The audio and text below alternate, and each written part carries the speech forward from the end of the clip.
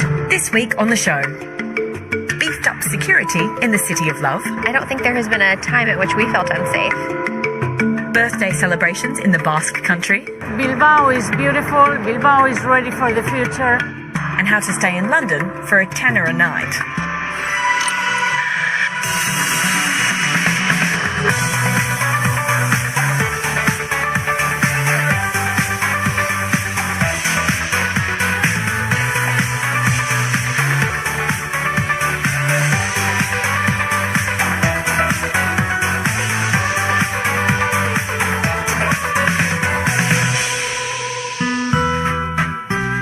Today we're in Paris.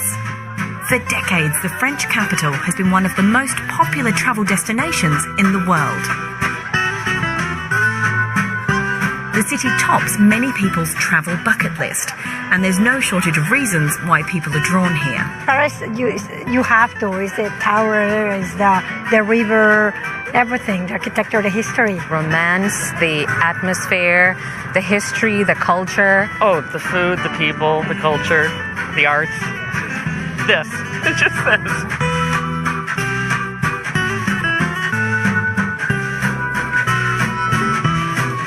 It's really not difficult to see why people fall in love with Paris. The city is spectacular and is crammed with iconic sites. But last year, the French capital saw a drop in visitor numbers of around 1.5 million. The decline in numbers was mostly blamed on high-profile terror incidents, including Charlie Hebdo and the November 2015 attacks at the Bataclan and locations across the city. Visits from Italians fell by over a quarter in 2016, and a staggering 41% fewer Japanese tourists took trips last year, according to official statistics. And all this has had a real impact on the local economy, particularly for businesses in the areas near the attacks.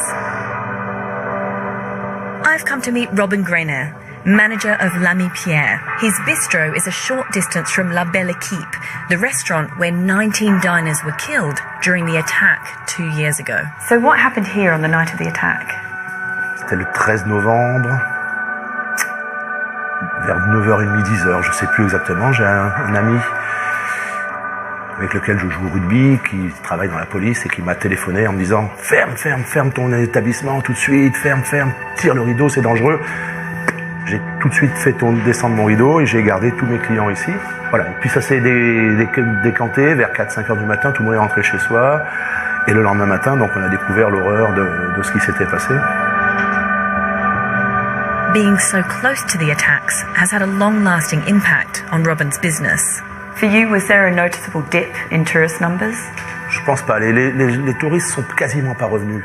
Alors, avant les événements, on était, je dirais, 60% d'habitués, de gens du quartier, des Parisiens, et puis 30-40% comme ça de touristes. On était apparu dans une émission au Japon, et donc on avait tous les soirs 1 ou 2 Japonais qui venaient, et le jour, des événements, il y avait des Japonais ici, et le lundi, plus aucun Japonais. Et les Américains, c'est la même chose, a énormément changé. Donc on est passé à 90% de Parisiens et 10% de touristes étrangers. Voilà, en l'espace de d'une journée, comme ça. And have you changed anything about your business, your approach since that time? Je suis plus attentif au bruit, aux gens qui rentrent. Je fais attention qu'avant. Avant, on était plus décontracté. Et c'est vrai que ça a modifié notre comportement. Mais moi, dans mon travail, je ne veux pas changer ce que je suis. High-profile headlines about the city have led some tourists to take extreme measures to help them feel safe when visiting. I've come to the Triangle d'Or, one of the most exclusive areas in Paris, to meet George Foster. He's managing director of a company that offers personal bodyguards for clients in cities around the world. What kinds of people would you have on your client list? That can range from royals, foreign royals, to high net worth individuals from the corporate business, and to music and film stars. Do you ever get just your average Joe coming wanting your services? It does happen. We're in a world today where terrorism is in the forefront of everyone's mind. So it is something that people react to, and consequently they require our services. It's not a cheap service, but we are very competitive as a company within the sector. And I think you very much get what you pay for. So why is it that your company has recently opened a new office in Paris? We were experiencing a high volume of inquiries and calls, all the way back to the Charlie Hebdo incident. It's very much reactive as to what's happening in the media. Now, a personal bodyguard is clearly beyond most of our travel budgets. And of course, statistically, the chance of being involved in a security incident remains extremely low. But the city's putting in a huge effort to help make all tourists feel safe when visiting Paris. The Mayor's office recently published a 59-point plan to lure back tourists. Paris wants to not only reverse falling numbers, its goal is to become officially the most visited city in the world. Paris is currently in third place behind Bangkok and London.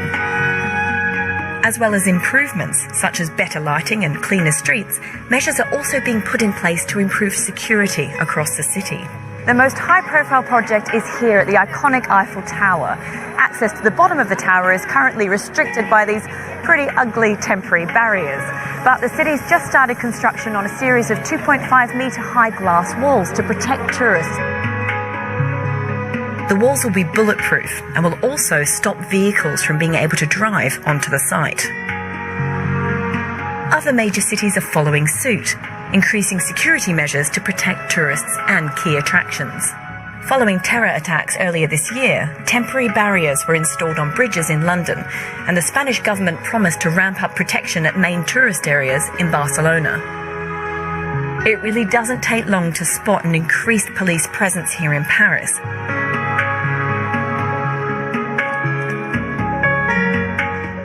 So are these measures helping to reassure tourists about their safety in the city? I don't think there has been a time at which we felt unsafe, and we've certainly seen the Green Berets. I do think it affects the way I see masses, so I try to avoid places where masses. But I have to say, at least in the city, in the streets I've been, you see a lot of military, which kind of helps calming down. It's always in the back of your mind, but as I walk, I feel a lot more comfortable.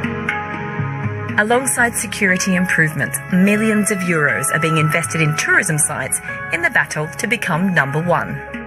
Across the city, old attractions are being renovated and new ones opened. For instance, 60 million euros are being spent to transform the Jardin d'Acclimatation here into a state-of-the-art theme park. So far, the improvements in investment certainly seem to be working. Statistics for the first half of 2017 shows that Paris is on track to reverse the downward trend and welcome the highest number of tourists in 10 years. So will this be enough for Paris to take the title as most visited city in the world? You can bet Bangkok and London will be watching very closely.